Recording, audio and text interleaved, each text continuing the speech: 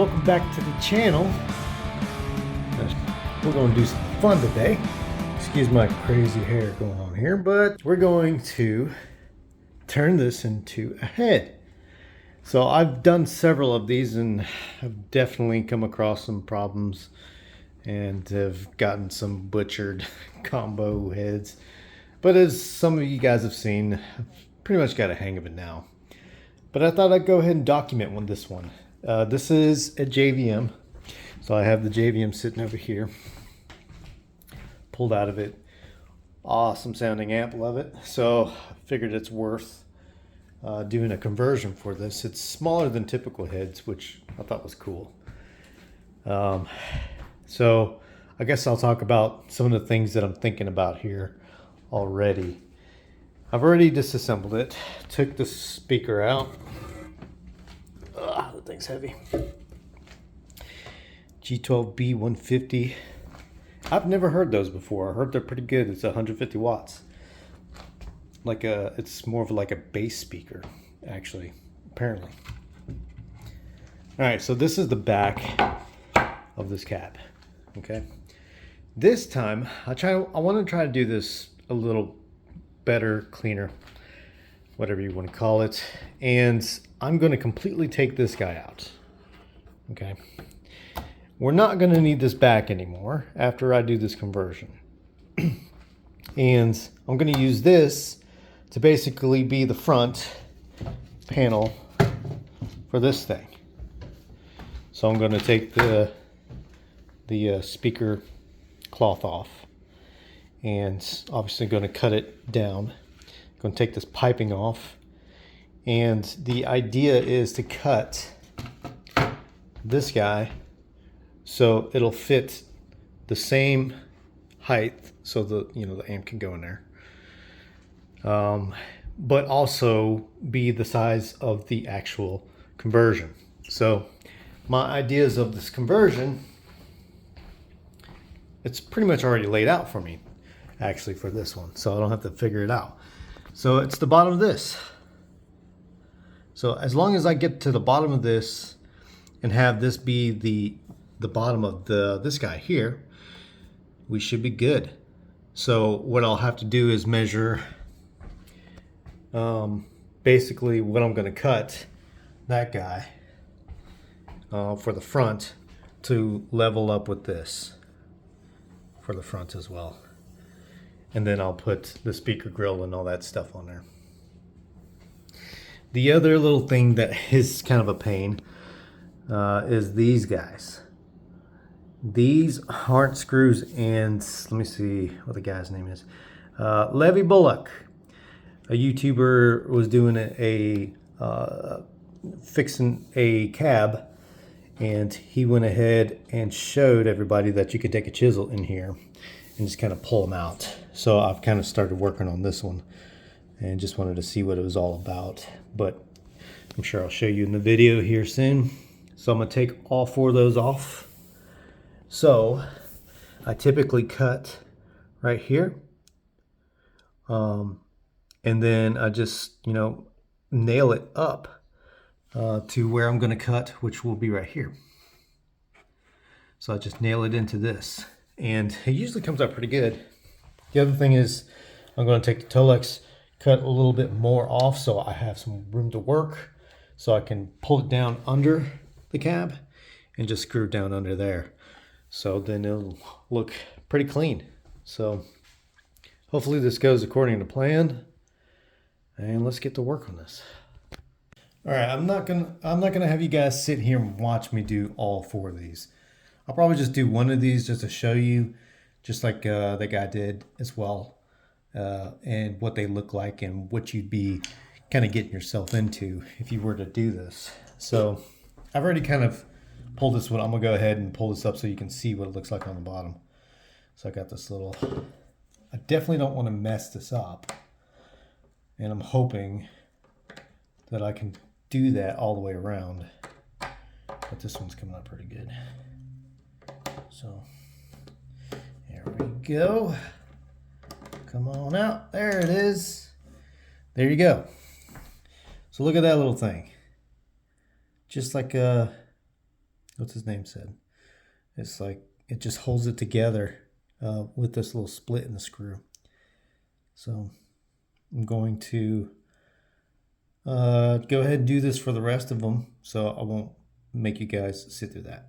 Okay, I'll just go ahead and show you a little bit of this. But I took a really thin flathead and I was able to get it under there and just kind of pry it, and then take this little thing right here and just pull it up.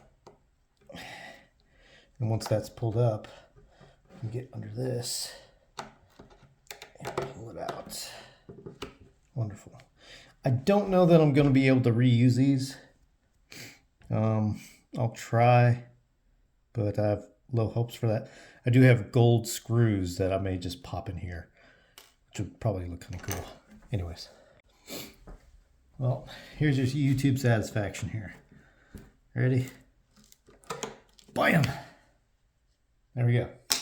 So the chisel was a perfect situation for this because you could get in there and just kind of leverage it a little bit, just kind of pull that stuff up. And I did it without damaging anything, which is a surprise. Very happy about that. So, onward. Okay, I'll be the first to tell you guys that I am no woodworker, but I have the common sense to know that things need to be straight and level. So, what I like to do is if I have a line already, I like to go ahead and mark them. And I like to use a little painter's marker, but I guess let me just go ahead and do it this way. But this will be the line that I cut. All right. Basically, what I like to do is get the line and use a level.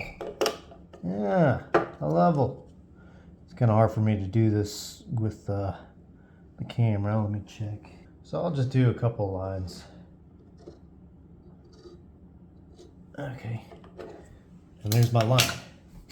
Now, I'm not going to cut here yet, but that's where this head will end. And I'm going to recheck that because I had to look, I was trying to do a video for you guys on the level of that. But I am going to cut down here somewhere, so I have a little bit of Tolex to work with. So I'm going to peel the Tolex up so I can work with that. All right, so basically what I did is I measured from the tops of this down to this line, which was the bottom of that grate. And what I'll do now is, since I got those measurements, I wrote them on the back of this. See, you gotta be careful with these measurements because personally, I don't want to have to go out and buy another piece of wood so to fix whatever I messed up. So it'll be right around here. And then for the other side, I'll do the same thing with the same measurement. It's kind of hard to do here. Okay. So then I'll take a straight edge, go all the way across, make sure that's level too. Now that I got that line, I went ahead and measured this with this to be the same, and I did 3 spots. I did one there, and then one there. And then I created a line all the way across using the same measurements on those 3 dots. So that should be pretty straight. All right, so the other thing I like to prep to do is just to go ahead and pull off this piping here. And usually I can just pull it and not worry about all the staples, because I'll just restaple it with my staple gun. So just go around so I can try to do this cleanly, try not to rip too much of it. But Marshalls are known for their white piping there, so it's important to keep it. There we go. So far so good. And now, what I like to do is score the speaker fabric. What I'll need is enough wrap back around once I pull all this stuff off. I am taking basically this whole piece. You know, I just thought of something. This little piece is beveled. So here's my issue, is this is a big hole, right? And I would need to find some way to kind of fill this in, just so the mesh sits in there very nicely. If you look at this, I don't want to do it too janky. All right, I got to think about this one. We're just going to roll with it and try to see if we can make this happen. Let's go ahead and cut this just like so. I'm trying to make it even here. I'll have enough to staple it back. Let's see this side.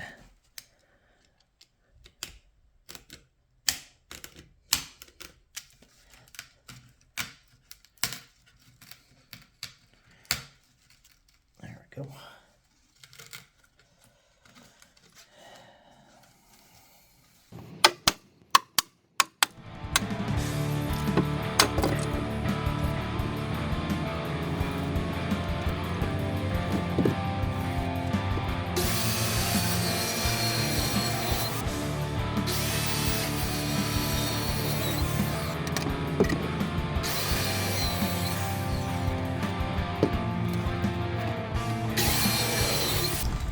Here it is cut. Now I need to take the Tulix back, and then I'll make another cut right here. And here, take the Tulix back here. So perfect. Some of it you have to take a heat gun to pull it off, but you need a little bit so you can wrap it back around.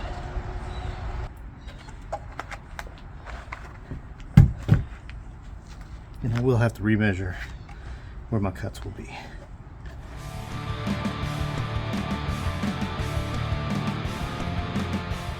Using a skill saw is always tough. It's never perfect, because as you're cutting it, it's cut circular, not straight. So I'm just going to sand this down a little bit. Get all the bits and pieces off.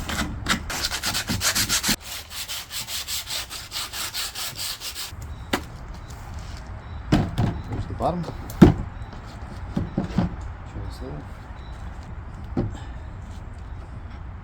Just like that. Then I'll take these, wrap them over it, cut them, and screw them to the bottom here. And that should be the shell part. So now to strap the bottom to this. Main thing I like to do is make sure I have some pilot holes. I had to make some minor adjustments. I did find some 2-inch.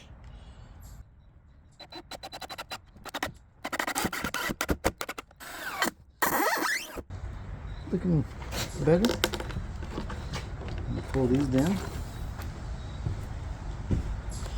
So it covers up the cuts. I'll clean this up too.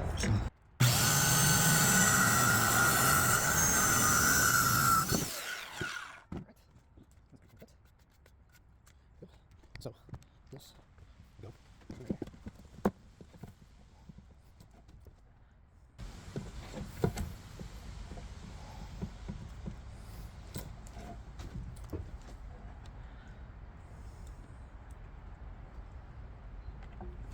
Yeah. And this will just be a backing for the front of where the actual speaker grill will go. Okay, so one thing I did not compensate for this this piece is this lip. I did not compensate for that, so I'll have to look at that and make some adjustments to this to make it work. Okay, remeasuring it, I found that I needed 1 centimeter back, so I'll be cutting along this line right here, and that should fit nicely with the actual head. Man, you gotta be careful with these cuts, man. You've only got one chance. Well, the only chance I really want to take with it, but there you go. So So it'll sit in there. Just like that. Okay, so here's my staple gun. I'm gonna take this guy, just go ahead and just pop some around here. Pull it pretty tight. Here's the issue with all the ones I did. So it'll be like a little puffy little situation here. Let's see if I can figure that out this time, because I do want this to look good.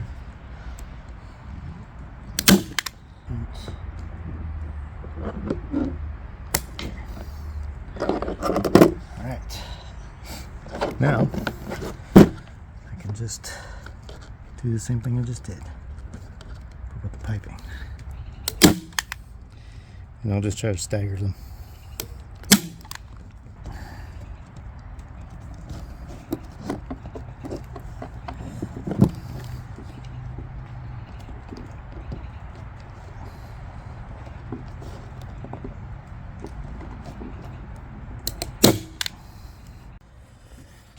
See, there we go.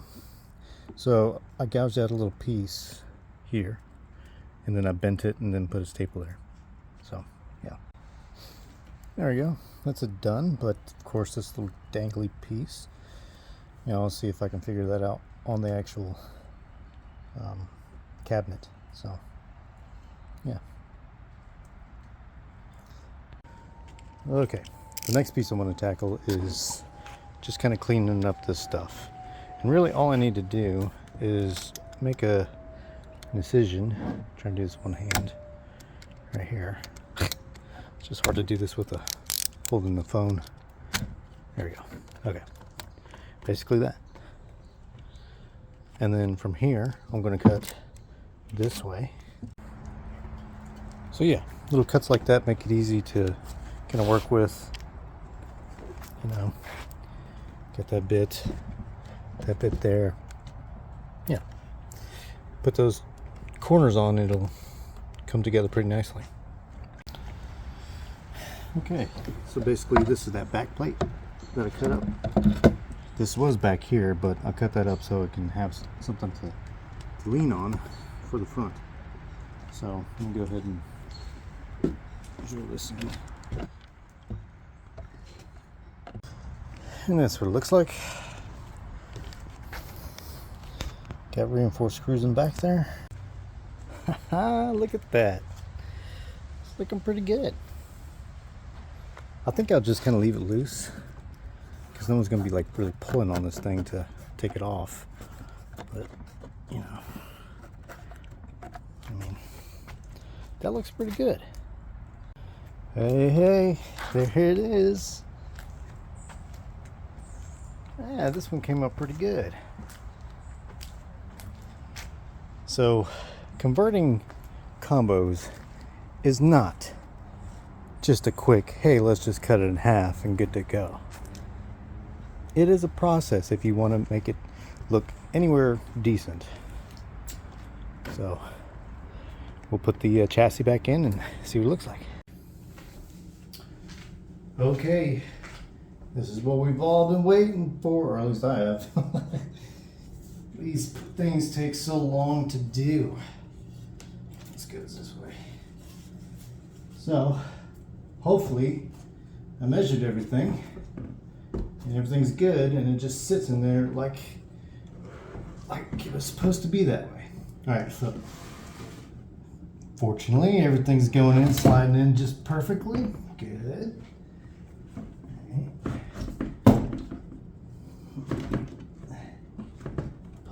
In there.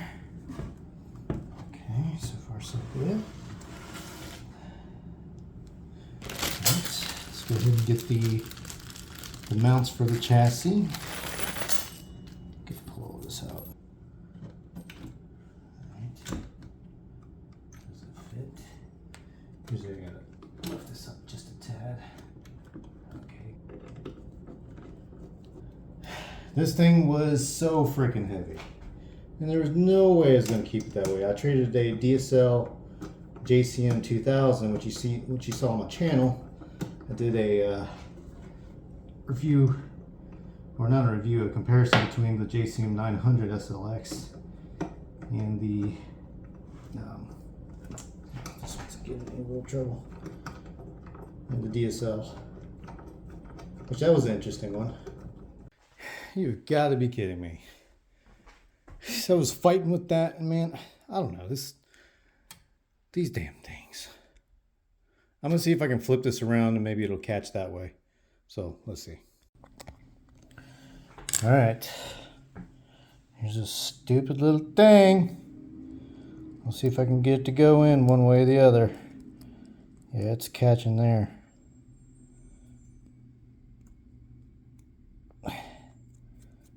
It went in. It's just some angle. Let's see if it's better on this side. Yeah, much better. So I'll have this one be the side that it screws through. Okay. Y'all ready for this?